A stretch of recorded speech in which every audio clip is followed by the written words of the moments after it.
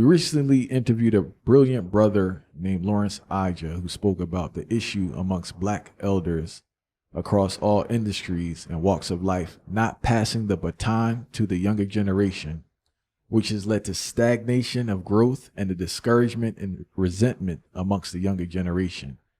Have you witnessed this? I have. The black community suffers from a lack of intergenerational transfer of power. And in order to understand why the black community struggles from this lack of intergenerational transfer of power, you have to understand the castration of the black male's ego by the white power structure. This also speaks to the earlier conversation on sports and athletics as well. It's one of the only vehicles where you can challenge a white person without them feeling threatened and being motivated by a need to seek revenge against you. You know, if you dunk on a white guy on the court, it's okay. If you tackle a white guy on a football field, it's okay. So only through sports is black aggression, if you would, unbridled masculinity is actually celebrated. It's the only place where it's celebrated where it is not feared or punished. So when we come over to the sphere of black leadership, you have that same type of situation where if I'm not used to having power, if I'm not used to tasting power and having authority, when I get some, I never want to share it. We have to realize that most black men have suffered from some form of psychological castration at the hands of the white power structure.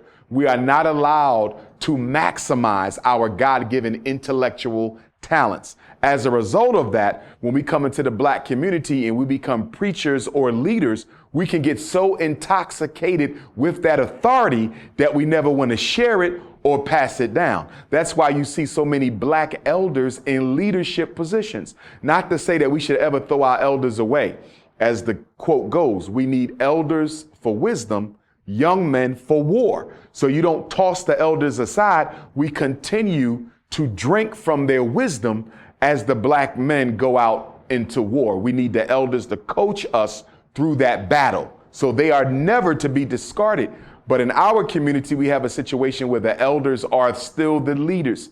80 years old, I'm the newly elected president. 75 years old, I'm the newly elected president. 90 years old, I'm still the face of my organization. Why hasn't this been passed down yet? Elders are not interested in going to jail.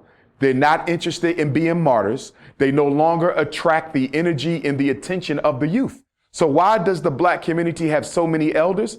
Because black men are drunk on power. It is a problem that we have had for at least the last 60 or 70 years. Why do you have 1 million churches? It's not because everybody's in love with Jesus. Why do you have 1 million masjids? It's not because everybody's in love with Muhammad. The problem is when that 25-year-old pastor comes back to the church after seminary, he's ready to get a couple sermons on Sunday. But the senior pastor, who's 60, 70 years old, no, young man, wait your turn. But you can't let me do one, just one? No, this is my church. I built this church. My grandfather gave me this church. His grandfather gave me this church. The same thing with our community-based organizations. So the young man gets tired of waiting. He leaves, starts his own church. And here's the irony and the paradox. When he gets to be 60, he's going to do exactly to the next young man what his pastor did to him. This is why we have old people running all the civil rights organizations, old people running most of the religious organizations in our community. We do not believe in training the youth because we don't want to be surpassed by the youth. And there's another aspect to it we need to touch on is the fact that sharing of information. It's like people purposely withhold information for the younger generation. Yes. And they criticize them for their lack of information. Yes. I've seen it.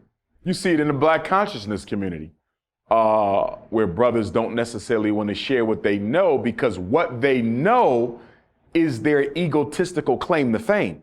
So if I normalize this information, I'm no longer special.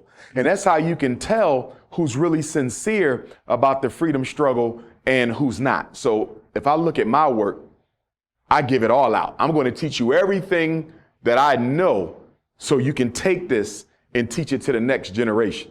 It's not about being special. It's about being effective. But we got to keep in mind, black men and black women come into the black consciousness community or the community grassroots struggle for personal reasons, not community reasons. Okay, people start churches not because they want to help people. Not most of the time. They do it because they want to help themselves.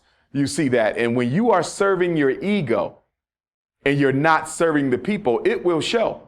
Because if you're serving the people, if someone better than you comes along, you will gladly include them. You may not pass the baton, but they have a seat at your table now because the people can benefit from this young man and this young woman if you're serving the people. But if you're serving your ego and you are in this primarily to be worshiped and celebrated and adored, anyone with a stronger skill set than you is automatically a threat and they become the enemy. And you've seen this through history. We've had black leaders who've been assassinated over ego and people feeling threatened over their right to be the face on a particular movement. Not only in America, you've seen this in Africa, you've seen it in the Caribbean islands, where the understudy or the next in line takes out the leader because they're tired of waiting and they want to be next. So, you know, that ego of the black man is something that has to be studied. And I think that those of us who are in leadership positions, we have to guard against it within our own person. And then we also have to guard against it around the people who are around us. I know for me, the brothers who I work with, I'm always studying them to see whether or not they are here for the people or whether they are here because they want power and authority. You should only be here because you want what's best for black people.